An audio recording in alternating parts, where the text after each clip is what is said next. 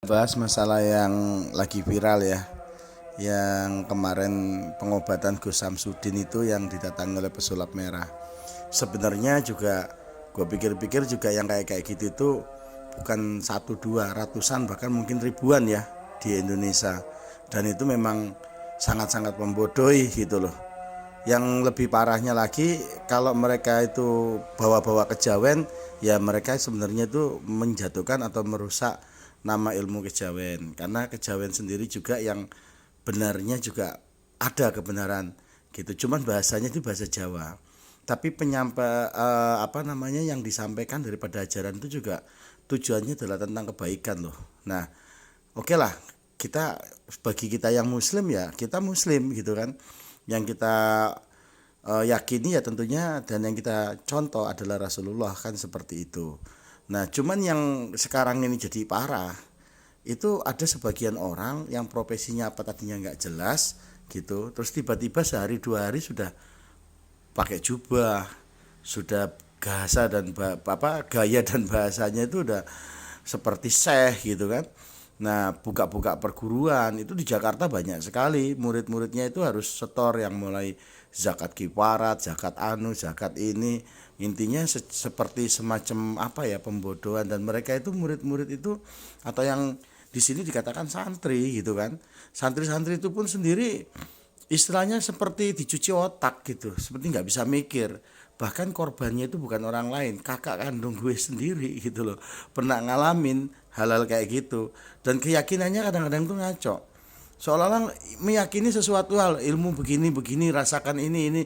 Kalau menurut saya itu ya efek dari semacam cuci otak tadi. Cuci otak ini juga ada kaitannya dengan apa, semacam hipnotis. Jadi mereka-mereka itu santri-santri itu seperti terhipnotis meyakini sesuatu hal dan melihat takjub kepada gurunya. Padahal sesungguhnya ya buka gorengan tidak laku misalnya gitu kan, nggak dapat duit, susah makan, terus gini buka ini jadi gini, terus kok ada yang nanggepin, terus ya banyak orang juga yang datang-datang ya ibaratnya berobat entah sembuh entah enggak gitu kan, tersugesti akhirnya uang mengalir banyak, dan makin uang yang didapat itu ya semakin digunakan untuk memperbesar ini atau memperdalam trik gitu kan. Banyak trik-trik yang dipakai, mulai dari cincin yang bisa panas, mulai dari bulu yang bisa bergerak, mulai dari bambu petuk.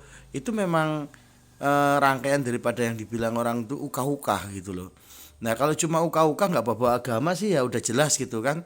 Tapi yang parah itu yang kurang-kurang enak di hati itu yang bawa-bawa agama gitu kan. Dengan bahasa bawa-bawa santri, bawa-bawa pengajian, perkumpulan pengajian. Ujung-ujungnya ya hal-hal semacam itu. Bukan kita tidak percaya goib itu mesti ada gitu kan. Dan orang yang contohnya gini aja, kita semua tahu kan mimpi. Nah, mimpi itu sebenarnya goib, tapi bisa dijabarkan secara ilmiah bahwa itu adalah semacam trust. Misalnya kita menjalani apa siangnya lalu ke bawah mimpi, atau kita perasaan kita bagaimana terus terefleksikan dalam mimpi. Itu bisa seperti, tapi tidak semua begitu. Terkadang mimpi itu juga merupakan suatu bentuk petunjuk. Karena juga jelas gitu kan. Kita lihat waktu zamannya Nabi ya, yang ibaratnya itu dimintain petunjuk oleh ini, yang akhirnya jadi apa, dijadikan salah satu pejabat di Mesir gitu kan.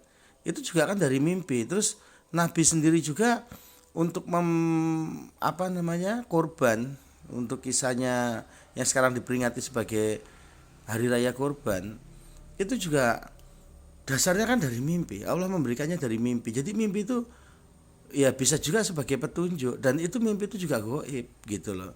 Tapi goib sendiri sebenarnya nggak bisa diatasnamakan untuk ya mencari atau mengisi pundi-pundi gitu kan, dengan cara-cara pembodohan dan ibaratnya gimana ya, setengahnya itu kan kadang-kadang intervensi gitu. Intervensi artinya menakut-nakuti tentang sesuatu hal sehingga mendapatkan keuntungan. Sebenarnya itu ya masuk pasal penipuan loh bro.